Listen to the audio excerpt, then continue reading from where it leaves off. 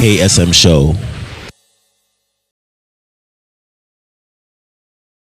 Hello, my name is Dr. Samuel Sasu, CEO of HealthWorks and Ministry Director of CSA Africa.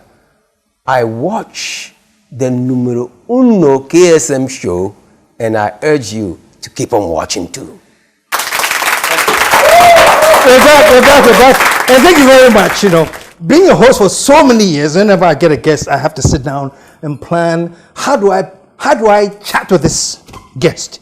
Where do we start? And trust me, for the first time in my 20-year career, I had a problem because I don't know where to start with this man.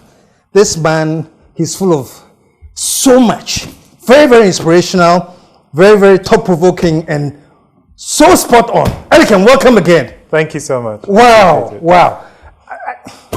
You know, you took over Nyaho Tamaklo's Medical Center as the general manager? As the managing director. Director, okay.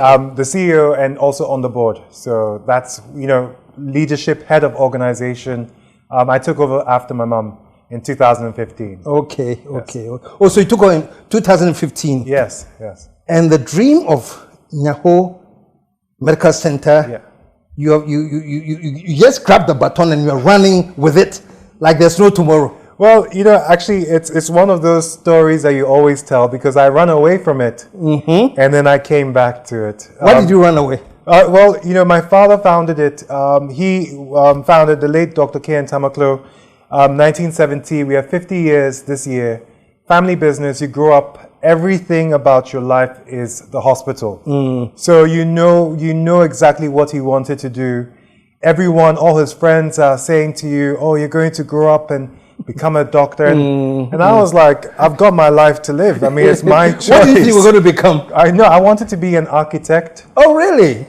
But also I was torn between, I liked medicine as well. I loved the impact on people. So, you know, when I was in school, you know, I tried to keep the design aspect, but it was very difficult. So I ended up focusing on medicine. After he died, you know, it felt like, okay, you know what, this is what I need to do.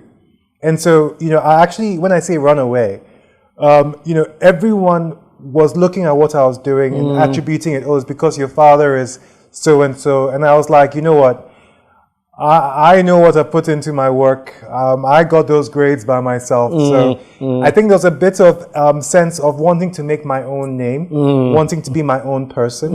And so I went to the UK and did my medical school there. So I was in St. George's in London for about 5 years, the degree, and then did the opportunity of exploring and doing many things. And like you said, I've been privileged and blessed to do a lot of things. And all of that has come back to what I'm doing now. Show some love, man. Show some love. Well, we're going to be talking about how your contribution to lifting Nyaho. Because you've gone digital, you're doing so many things now, you have branches all over.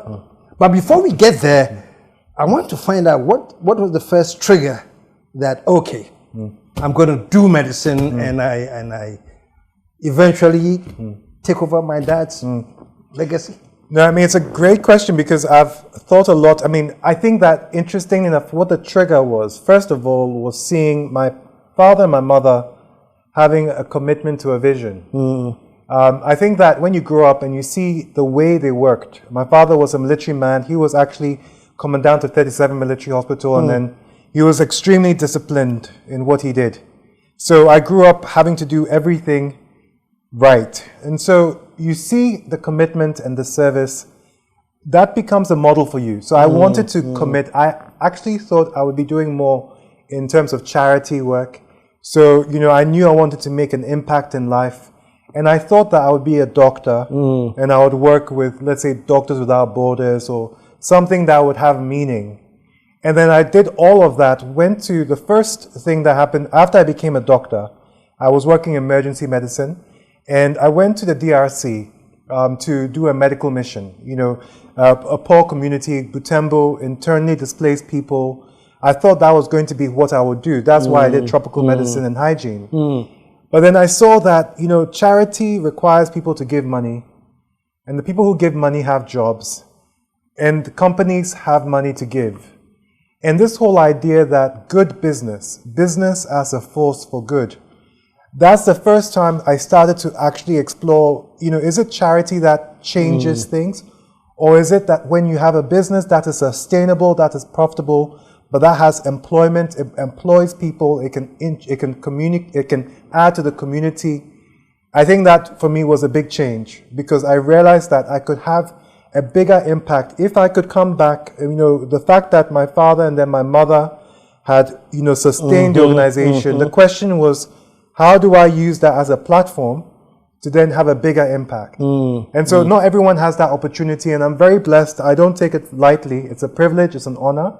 So, there was a conversation as to what would it take for me to come back. And I think that was a decision that, when I came, the responsibility to have an impact was huge.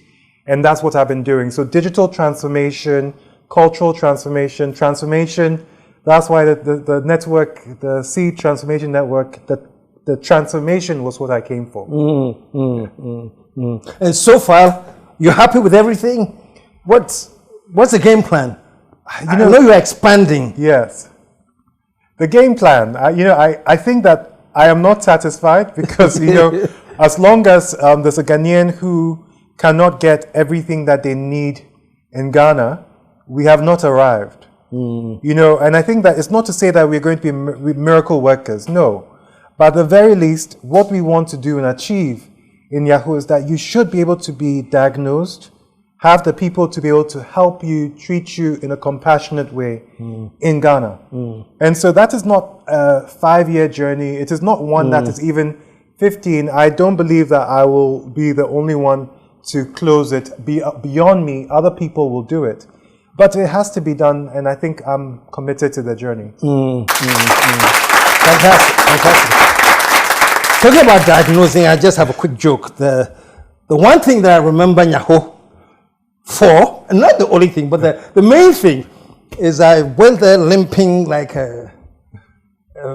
this was about 10 years ago. Yeah. I was limping like crazy, And so I went to see a doctor. I don't even remember the name now. Then he put me through stuff, and then that's when I was diagnosed. He says, KSM, you have got gout. I said, oh, really? I'm sorry to hear, but I'm glad that you got to know what it was. Yes. That's the best thing. I hadn't even heard about it. I'm like, really? What is it? Anyway, that was just by the way. And actually, that happens to me. I was saying, that I walk, and the numbers of people whose lives have been impacted in some shape or form. People don't realize how many people have come into Nyaho. So every year we see over 100,000 patient visits. And when you think of 50 years, I've met mothers who gave birth to their children. The daughter is now giving birth to her child. Wow. 3 generations in the organization, 50 years. It's humbling, because you realize that other people have done the work and you are now coming to join something. Wow.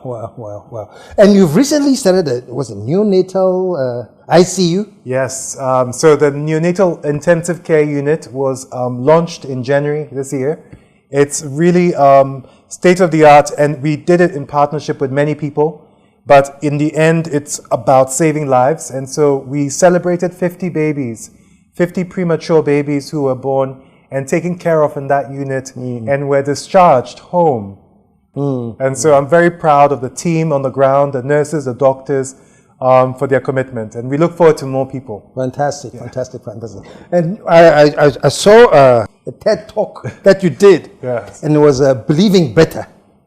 Is that your general philosophy of creating a better environment and a better system, health system for Ghana and all of that? Yeah, definitely. I am a Christian. I believe that everyone was brought to earth to do something good.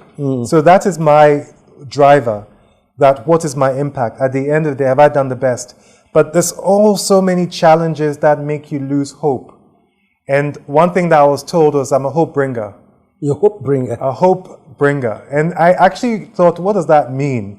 And for me, it was that, I'm the kind of person, when everyone says it's not possible, there has to be, if it can be done somewhere in the world, there is a way. It might be hard, it might cost a lot, but there's always a way. And I think that's what I bring to the organization. It's what I bring to our staff. When COVID came, when there have been challenges, it's not easy.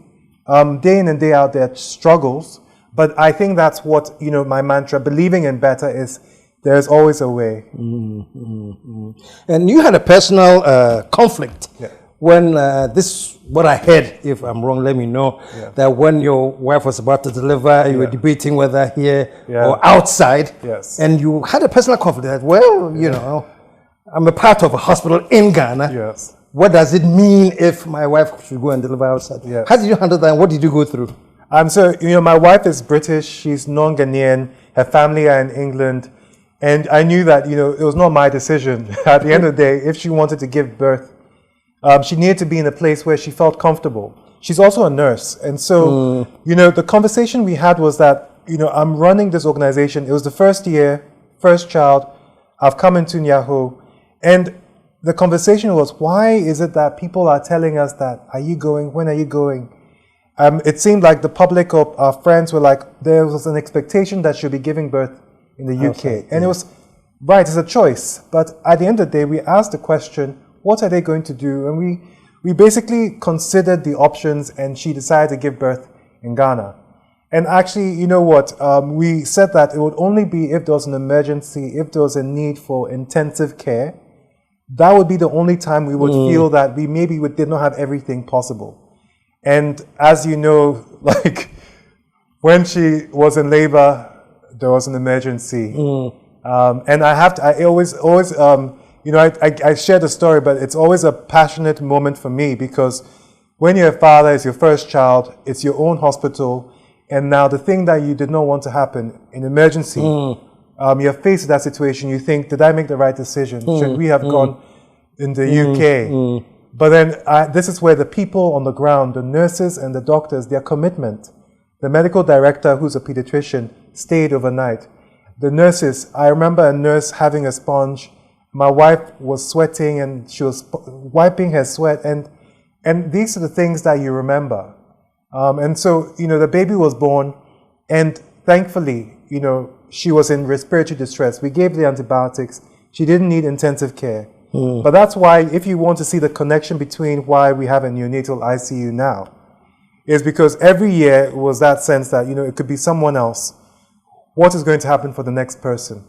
And so that's why we are celebrating 50 babies, because for me, that could have easily been me, and it could have easily been my child who was not doing well. All of us are patients, and whether it's me or someone else, we have to do our best. So that was that story. That was brilliant. So what, those few moments when you discovered there's an emergency, and you were thinking, did I make the right decision? Was it really bothering you then?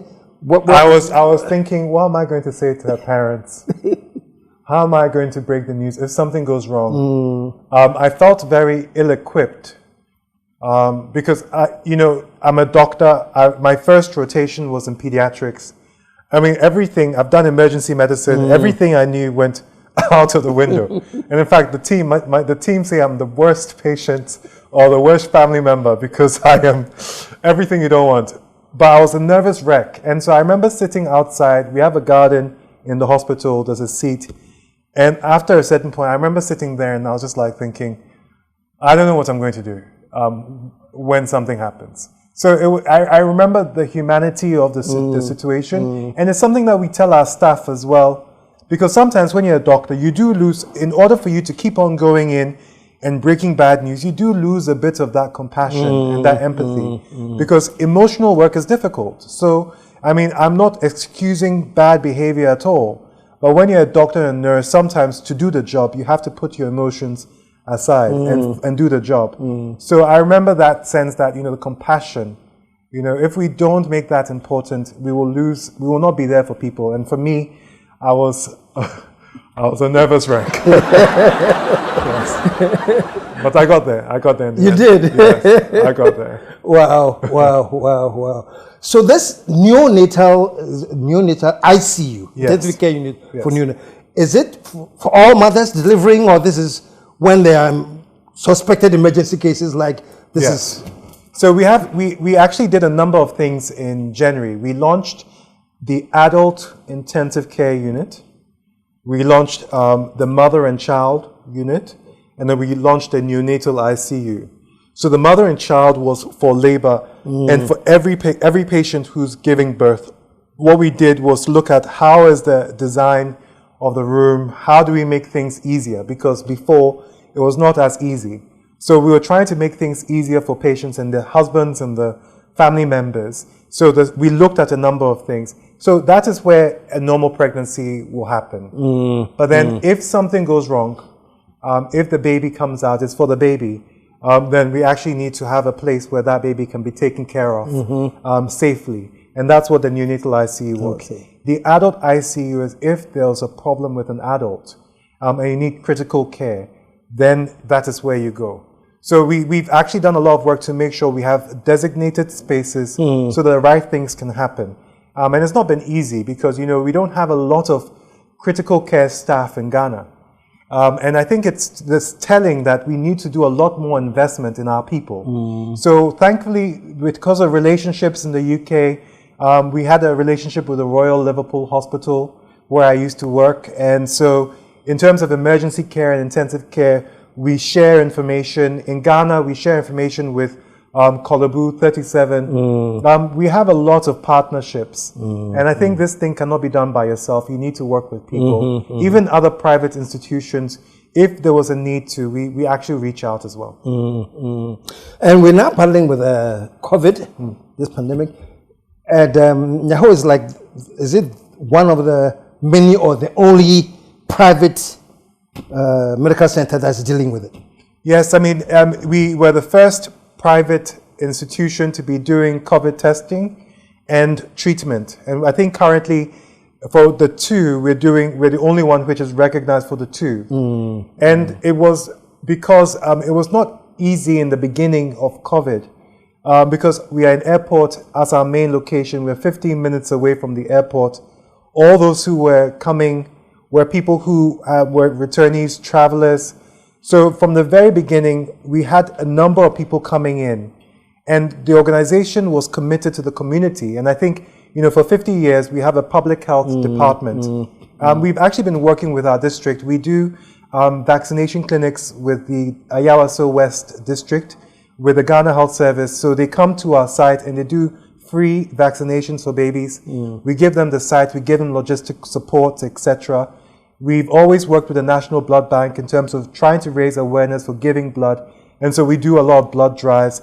And then we work with HIV patients, TB, with the district. So the public health department has been working with the district. So when COVID came, it was, okay, how do we position ourselves to be able to continue doing that? And so it required us to do a lot of changes. The ward had to be segregated. So there's a COVID specific ward and there's a non-COVID. And testing was important because how do you know which patient goes where? If you don't get tested quickly, you will not know to put a non-COVID, a COVID negative patient needs to go to a COVID negative ward, and a COVID patient positive needs to go to COVID. So the testing and the treatment came together. And so we've been working with the Ghana Health Service, Ministry of Health, and I think it's whereby not many clinics can do that, but everyone is playing their part. So definitely, we are not the only ones in this, and I don't want to make it seem as if, the private sector is part of the front line, and everyone has to hold the front line secure in this COVID fight. Talking in terms of the front line, what kind of crisis was there for you? Because everybody was like, well, the frontline workers, we don't have enough this, we don't have that. And what toll did it take on? I can be honest, right? Very honest. The mental health toll, we don't talk about it in our culture because it's seen as taboo. But after a certain point, you have to talk about if you don't take care of yourself. So psychological support has been probably one of the most important things we've been able to do for our staff and for our leaders. Because when you have our emergency and critical care teams have been so courageous, because when everyone was scared, they came to work. It's private sector, they don't have to. But they came to work. Yeah. It's getting very, very exciting. Yes. Let me at this point just take a quick commercial break. Okay. So when we get back, we can get into this. So stick around, folks. It's getting very, very interesting. When we come back, we talk about the whole COVID, how they dealt with it, and also his relationship with the Stanford Seed Transformation Network and why he's a member of the month. We'll be right back.